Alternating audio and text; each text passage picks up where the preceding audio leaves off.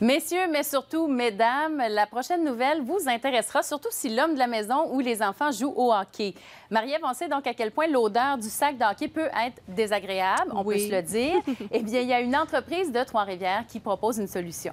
Voilà, Marc-Claude, un sac auto-séchant qui permet à l'équipement de hockey de sécher en branchant le sac tout simplement. Alors, le sac Dry Snake est en plein essor. Les concepteurs commencent tout juste à exporter à l'étranger. Et si on en parle ce soir, c'est qu'ils sont en nomination au Gala Radisson. Alors, contexte favorable pour cette entreprise de la région.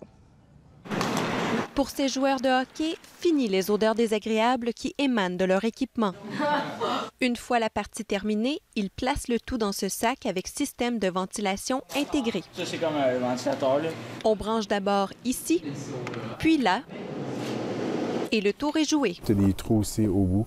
Derrière ce sac, deux entrepreneurs qui ont voulu répondre à un besoin. On voulait avoir une solution clé en main. Ils ont trouvé cette solution après plus de 5 ans d'essais et d'erreurs. C'est comme un dégât d'eau. Quelqu'un a un dégât d'eau à la maison. La première affaire, ils vont mettre des ventilations pour éviter que les bactéries se développent. Donc, nous autres, on amène l'aération vraiment dans le fond de chaque pièce d'équipement qui fait en sorte que, dans le fond, les bactéries ne peuvent pas se développer. Au départ, c'est qu'on a la structure centrale, puis la structure principale, qu'on fait l'assemblage de chaque composante sur cette structure-là. Il faut compter 21 minutes pour assembler un sac. Je sais qu'il y a encore de la place pour amélioration. Place à amélioration également pour abaisser les coûts de production.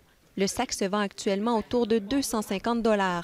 La solution n'est pas à la portée de tous les portefeuilles, mais les commandes s'accumulent depuis quelques mois. Ça, c'est une commande qu'il faut livrer après-midi. Là, on l'a vendu présentement en Californie par le web, en Colombie-Britannique, Alberta, Ontario. Et ils viennent de percer le marché européen. Une centaine de sacs seront expédiés vers la Suisse. Mais le bouche à oreille a ses limites. On va dans les tournois, puis il y a 99 du monde qui ne connaissent pas encore. Là.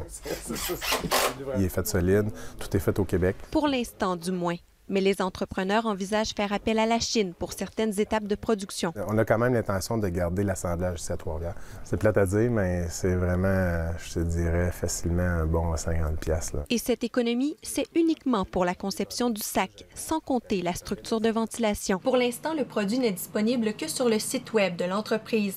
Les entrepreneurs doivent diminuer leur coût de production pour faire leur place en magasin, chose qu'ils souhaitent faire d'ici la fin de 2015.